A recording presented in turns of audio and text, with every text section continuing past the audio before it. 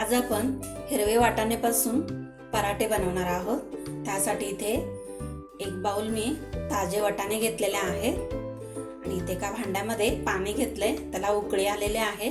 त्याच्यामध्ये वाटाणे घालू आणि 2 मिनिटं शिजवून घ्यायचं आहे, जास्त पण शिजवायचं नाही आहे। इथे एका भांड्यामध्ये 2 वाटी गव्हाचं पीठ घेतलेलं आहे, त्याच्यामध्ये 1 चमचा बेसन पीठ घालू आणि चवीपुरतं मीठ, त्याला मिक्स करून घेऊ।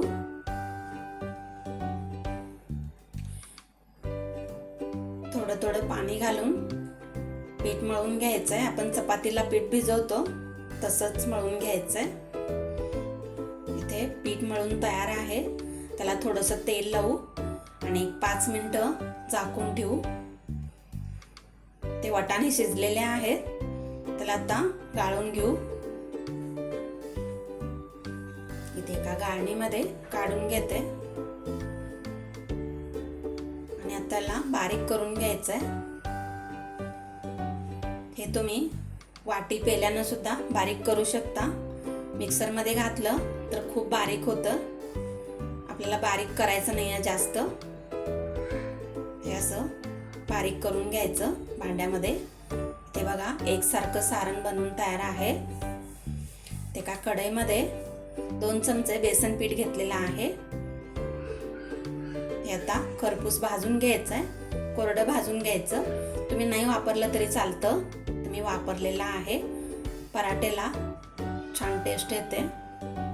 ते 2-3 चमचे तेल घेतलेलं आहे, पाव चमचा जिरे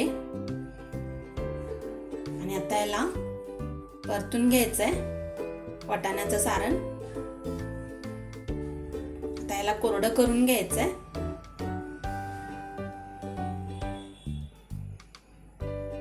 बारीक गॅसवर त्याचं पाणी आटवून घ्यायचंय। कोरडं झालेलं आहे।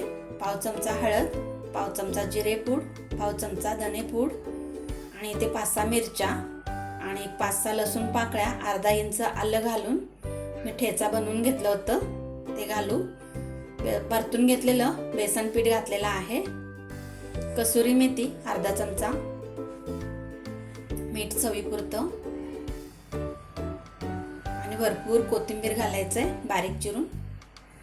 त्याला मिक्स करून घेऊ। इथे एक छोटा बटाटा उकडून घेतलेला आहे, ते किसून घेऊ। ते मी गॅस बंद केलेला आहे।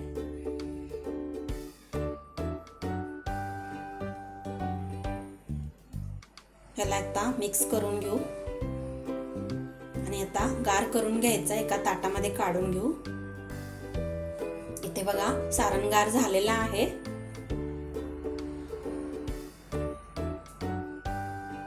पीठ भिजले, त्याच्यात आता एक छोटासा गोळा घेऊ।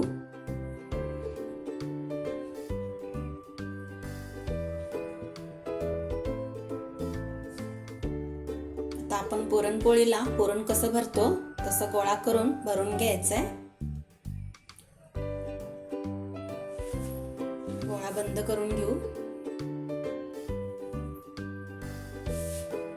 एका पोळपाटावर कोरडं पीठ घ्यायचंय आणि आता गोळा हातानेच पसरून घ्यायचंय। हे बघा असं हाताने आतलं सारण सगळं गोळ्यामध्ये पसरून घ्यायचंय। हे असं केल्यामुळे सारण कडेपर्यंत पोचतं। तर हलक्या हाताने लाटून घ्यायचंय। ते बघा पराठा लाटून तयार आहे, भाजून घेऊ। एका तव्यामध्ये थोडंसं तेल घातलंय, मी इथे तेल वापरलेलं आहे, तुम्ही तूप सुद्धा वापरलं तरी चालतं। दोन्ही बाजूनी खरपूस असं भाजून घ्यायचंय। बघा वाटाण्याचे पराठे एकदम खमंग लागतात, तुम्ही पण करून बघा। हे सॉस सोबत, दही सोबत खाल्लं तरी चालतं।